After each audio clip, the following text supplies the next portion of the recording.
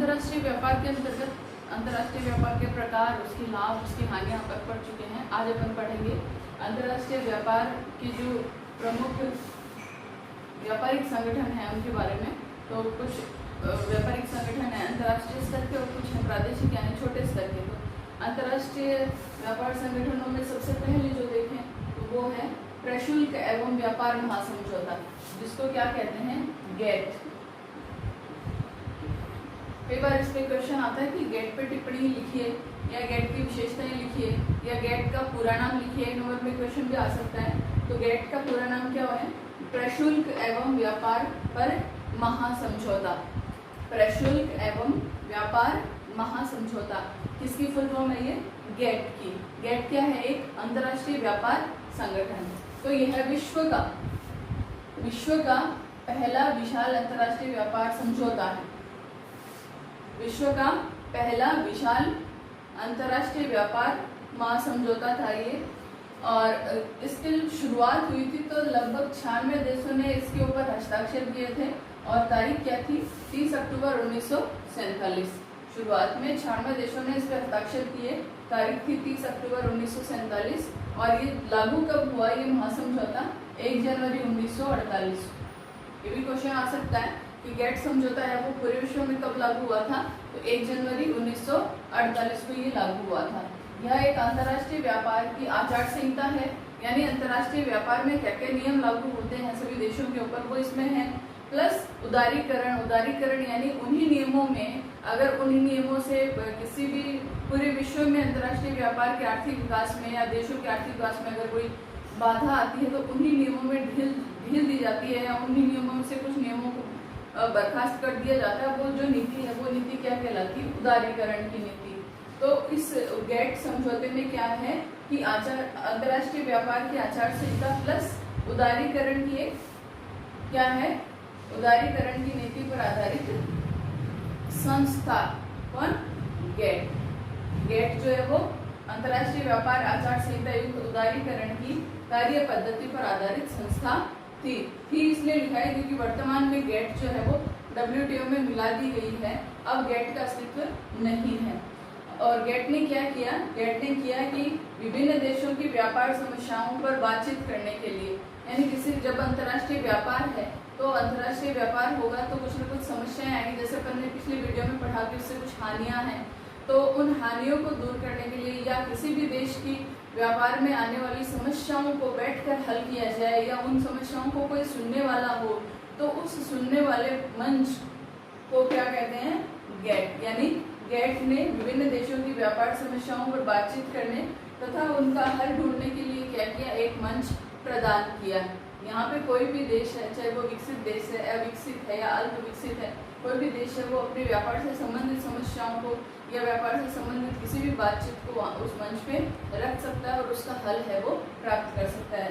1 जनवरी 1995 को गेट समाप्त हो गया। देखो लागू कब हुआ था, 1 जनवरी 1948 को, और 1 जनवरी 1995 को गेट क्या हो गया, समाप्त हो गया। गेट समाप्त हो गया और किसमें मिल गया, WTO मतलब विश्व व्यापार संगठन, वर्ल्ड ट्रेड ऑर्गेनाइजेशन। वर्तमान में गेट की जगह कौन सी संस्था काम कर रही है, WTO, जिसके लगभग 164 देश हैं जो कि सदस्य देश हैं। अब देखिए गेट तो खत्म हो गया 1 जनवरी 1995 से, तो गेट की जगह किसने काम शुरू कर दिया, WTO ने। WTO का मतलब विश्व व्यापार संगठन।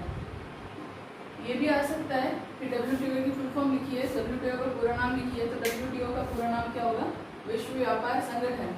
और ये इसने कब काम शुरू किया, 1 जनवरी 1995। इस अस्तित्व में कब आया ये, 15 अप्रैल 1994, यानी इसकी स्थापना जो है वो हो गई थी 15 अप्रैल 1994 को, पर इसने काम करना कब शुरू किया, 1 जनवरी 1995 में। और WTO है क्या, WTO उदारीकरण अभी मैंने पहले भी आपको बताया कि आर्थिक विकास के अंदर आने वाली जो बाधाएं हैं उन बाधाओं को दूर करने के लिए जो अंतर्राष्ट्रीय व्यापार के लिए नियम बनाए गए हैं, उन नियमों से अगर आर्थिक विकास में कोई बाधा उत्पन्न होती है तो उन नियमों में कहीं ना कहीं थोड़ी ढील दे दी जाती है। वो जो ढील क्या कहलाती है, उदारीकरण। भूमंडलीकरण भूमंडलीकरण क्या होता है? भूमंडलीकरण होता है विश्वग्राम की अवधारणा, यानी पूरा विश्व एक गांव है। पूरे विश्व में सभी लोग एक दूसरे से जुड़े हुए हैं, व्यापार के माध्यम से, संस्कृति के माध्यम से, निवेश के माध्यम से, अन्य कई कारक हैं जिनसे पूरे विश्व के लोग जो हैं वो एक दूसरे से जुड़े हुए हैं। यानी अंतर्राष्ट्रीय व्यापार भी क्या है? भूमंडलीकरण का ही एक प्रकार है। यानी पूरा विश्व है वो एक, पूरा विश्व जो है वो एक गांव है, यानी पूरे विश्व के लोग जो हैं वो एक दूसरे से जुड़े हुए हैं, पास में हैं, दूर नहीं है। तो ये जो भावना है वो क्या कहलाती है? भूमंडलीकरण। और निजीकरण, निजीकरण क्या है? सरकारी जो है उसको निजी निवेशकों के हाथों में लाना क्या कहलाता है? निजीकरण। सरकारी वस्तुएं, सरकारी उद्यम जो हैं उनको निजी क्षेत्र में लाने की जो प्रक्रिया है वो क्या कहलाती है? निजीकरण। तो WTO क्या है? WTO के अंदर उदारीकरण, भूमंडलीकरण और निजीकरण तीनों कार्य योजनाएं हैं, और ये इन तीनों कार्य योजनाओं की अंतर्राष्ट्रीय संस्था है। WTO उदारीकरण, निजीकरण और भूमंडलीकरण की अंतर्राष्ट्रीय कार्य योजना है या अंतर्राष्ट्रीय संस्था है। अब अगर एक बहुत इंपॉर्टेंट क्वेश्चन है कि WTO का मुख्यालय कहाँ है? तो WTO का मुख्यालय कहाँ है? जिनेवा में। और जिनेवा कहाँ है? स्विट्जरलैंड में। WTO का मुख्यालय कहाँ है? जिनेवा, स्विट्जरलैंड में। और 19 दिसंबर 2015 तक इस संगठन में लगभग कितने सदस्य देश हैं? 164 देश। WTO के सदस्य देश अगर आपने से पूछा जाए तो अगर 2015 तक के आंकड़े अपने को ध्यान में हैं तो कितने देश इसके सदस्य हैं? 164 देश WTO यानी विश्व व्यापार संगठन या वर्ल्ड ट्रेड ऑर्गेनाइजेशन के सदस्य हैं। अब देखिए बच्चों, आगे है प्रादेशिक व्यापार समूह। ये क्या थे? अंतर्राष्ट्रीय व्यापार समूह। अब क्या है? प्रादेशिक व्यापार समूह। अब प्रादेशिक व्यापार समूह क्यों बने? अंतर्राष्ट्रीय व्यापार समूह है तब। तो इसको अपन इस तरह से समझ सकते हैं, जैसे एक स्कूल में प्रिंसिपल है और अदर स्टाफ है। अब कुछ बहुत बड़ी बात होती है, अगर स्टाफ में या कोई बहुत बड़ा निर्णय लेना होता है तो वो कौन लेता है? प्रिंसिपल लेता है। बट अगर स्टाफ के अंदर ही किसी बात का निर्णय लेना हो तो एक स्टाफ सेक्रेटरी बना दिया जाता है। तो वो क्या होता है? वो जो निर्णय लेना होता है वो स्टाफ सेक्रेटरी अपने लेवल पे ले लेता है, प्रिंसिपल तक वो बात पहुंचने से पहले, क्योंकि छोटे लेवल की बात है और छोटे लेवल की बात है वो स्टाफ के बीच में सॉल्व हो जाती है, वो बात प्रिंसिपल तक नहीं पहुंच पाती। या प्रिंसिपल तक अगर छोटी छोटी बातें पहुंचाई जाएं तो प्रिंसिपल उन बातों पर पूरी तरह से निर्णय है वो सही ढंग से नहीं ले पाता, क्योंकि उस पर बर्डन बहुत अधिक होता है। बिल्कुल ऐसा ही क्या है कि अंतर्राष्ट्रीय व्यापार संगठन जो है वो पूरे विश्व के जो व्यापार समस्याएं हैं उनको हल करने के या उनको हल करने के लिए मंच प्रदान करते हैं। तो धीरे धीरे क्या हुआ, छोटे छोटे जो देश हैं या विकसित या विकासशील जो देश हैं उनमें जो समस्याएं आने लगी तो उन्होंने क्या किया कि अपने सदस्य देश या अपने पड़ोसी देशों के साथ मिलकर छोटे छोटे संगठन बना लिए, छोटे छोटे व्यापार संगठन बना लिए। उन्हीं संगठन को क्या कहते हैं? प्रादेशिक व्यापार समूह। तो ये क्यों आए इसको अपन पढ़ सकते हैं कि ये समूह व्यापार की मदों में भौगोलिक सामीप्य यानी पड़ोसी देश हो गए ना, समरूपता, एक जैसे जिनके उत्पादन में समरूपता हो या ये संसाधनों में समरूपता हो या श्रम में समरूपता हो या जलवायु में समरूपता, उस तरह से एक जैसे समरूपता वाले जो देश हैं वो, या पूरकता, एक देश दूसरे देश के पूरक हो यानी संसाधनों का एक दूसरे देश के संसाधन है वो आपस में प्रयोग कर सके। अब ये है तो ये तो हो नहीं सकता कि बहुत दूरी के जो देश हैं वो आपस में संसाधनों का उपयोग कर लें। पड़ोसी देश जो है वो एक दूसरे के संसाधनों का उपयोग कर लें, उत्पादन का उपयोग कर लें तथा देशों के मध्य व्यापार बढ़ाने, विकासशील देशों के मुख्यतः एवं विकासशील देशों के व्यापार प्रतिबंध हटाने। जो अंतर्राष्ट्रीय व्यापार संगठन है उन्होंने अगर विकासशील देशों पे कुछ व्यापार प्रतिबंध लगा दिए हैं तो वो अपने निजी तौर पर या अपने छोटे स्तर पर उन प्रतिबंधों को हटा सकें, उसके लिए उन्होंने क्या किया, छोटे छोटे कुछ देश मिलकर छोटे छोटे संगठन, व्यापार संगठन बना लिए। उन संगठनों को क्या कहते हैं? प्रादेशिक व्यापार समूह। ये इम्पोर्टेंट भी है। इसके अंतर्गत आपसे क्वेश्चन ये पूछा जा सकता है कि विश्व में किन्हीं 5 प्रादेशिक व्यापार समूहों के नाम लिखिए, या फिर किसी कोई दो मान लो साफ्टा या आसियान आ गया, जैसे मान लो अभी अपन पढ़ेंगे तो आसियान या साफ्टा का वर्णन कीजिए, या इन दोनों के मुख्यालय कहाँ स्थित है वो लिखिए, या इनके सदस्य देशों के नाम लिखिए। तो इस तरह से कई सारे क्वेश्चन इसमें से बनते हैं प्रादेशिक व्यापार समूह में से, इसको अपन अभी पढ़ लेते हैं। अब देखिए बच्चों, जो विभिन्न विश्व में विभिन्न प्रादेशिक समूह हैं विश्व व्यापार के, उनमें से सबसे पहले जो है वो है आसियान, बहुत इम्पोर्टेंट आसियान। आसियान का मुख्यालय जकार्ता में इंडोनेशिया में है। इसके सदस्य देश जो है वो है Brunei, Indonesia, Malaysia, Singapore, Thailand, Vietnam, Myanmar आदि। इसकी उत्पत्ति हुई अगस्त 1967 में। आसियान जो प्रादेशिक व्यापार समूह है, इसकी उत्पत्ति यानी इसने कब कार्य करना प्रारंभ किया, अगस्त 1967 में। और इसमें जो वस्तुएं, इन देशों में जो वस्तुएं उत्पादित होती हैं, जिनका व्यापार होता है, वो वस्तुएं क्या हैं, कृषि उत्पाद और खनिज मुख्य हैं। तो कृषि उत्पादों में तो जैसे आप देख सकते हो, ये सारे देश जो है उष्णकटिबंधीय देश हैं, तो कृषि उत्पाद इनमें चावल, नारियल, कॉफी, रबड़ आदि हैं। ताड़ का तेल है। और खनिजों में अगर अपन देखें तो खनिज में निकल, टंगस्टन, प्राकृतिक गैस आदि वस्तुएं उत्पादित होती है और उनका व्यापार किया जाता है। तो ये हो गया आसियान, बहुत इंपॉर्टेंट है आसियान। उसके बाद में फिर दूसरा इंपॉर्टेंट है साफ्टा। साफ्टा की फुल फॉर्म है south Asian free trade agreement. South Asian free trade agreement यानी साउथ एशिया यानी दक्षिण एशिया की जो देश हैं उनके बीच में जो समूह बना हुआ है, व्यापार समूह, इसको क्या कहते हैं, साफ्टा। साफ्टा की फुल फॉर्म भी आती है कई बार, साफ्टा की फुल फॉर्म लिखिए। इसका मुख्यालय भी कहाँ है, जकार्ता में ही है। और इसके सदस्य देश भारत के जो पड़ोसी देश हैं, भारत और भारत के पड़ोसी देश हैं वही हैं सारे के सारे। और इसकी उत्पत्ति कब हुई, जनवरी 2006 में। इसके बाद में अगला अपन देखें EU यूरोपियन संघ। EU यूरोपियन संघ के 27 देश जो हैं वो सदस्य देश हैं।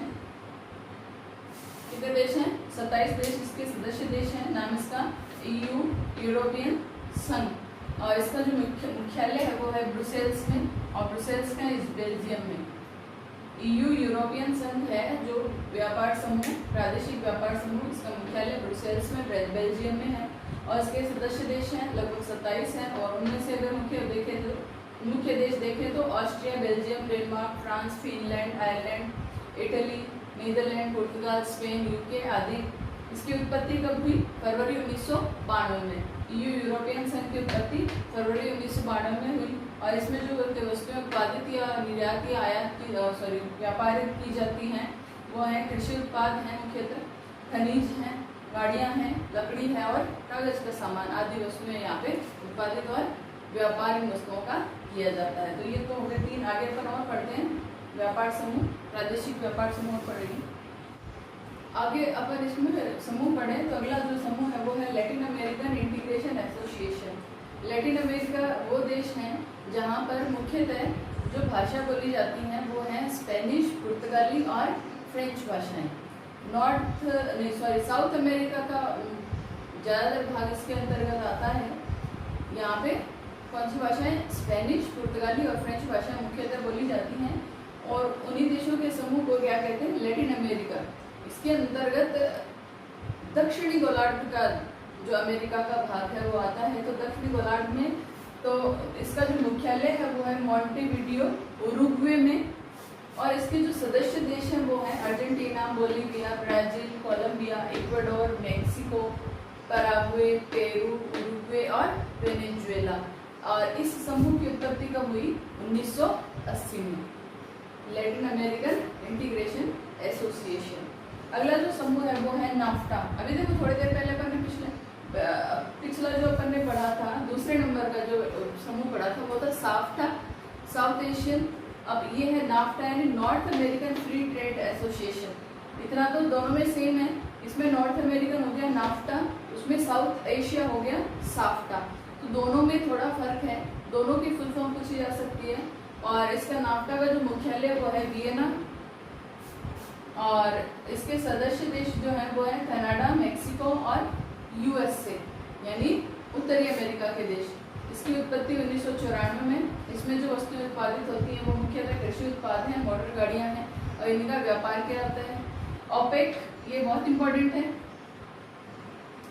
ओपेक क्या है, जो पेट्रोलियम एक्सपोर्टिंग यानी पेट्रोल निर्यात करने वाले जो देश हैं उनका जो समूह है वो क्या कहलाता है, ओपेक। इसकी जो फुल फॉर्म है वो है organization of petroleum exporting countries. Petrol export करती हैं।